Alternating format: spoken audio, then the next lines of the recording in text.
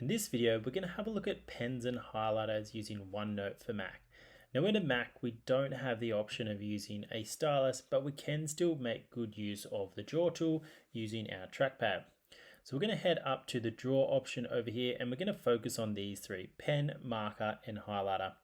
When I click on the pen, you can see I get these four standard colors, but if I want to choose something different, I can click over here and choose a nice orange color. And when I click on the pen, you can see it also changes the color over there to match what I have on. It changes between a 0.25mm and a 1mm. So I can then draw on my page with a 1mm thickness, or I can go back to a 0.25 if I want it nice and thin. When I click on the marker, you see the difference.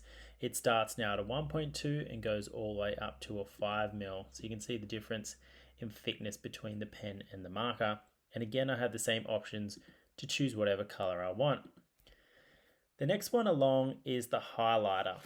And the highlighter, you can see, again, we get the same options, but we get 2mm and all the way up to 8mm, depending how thick you need it. And you obviously get the standard default colors for highlighters. So you might go with a nice green if you want to highlight some words. Now, the difference between highlighter and a marker is obviously in this activity down here, it asks you to use the highlighter to identify the names of animals. So we're going to highlight the word cat.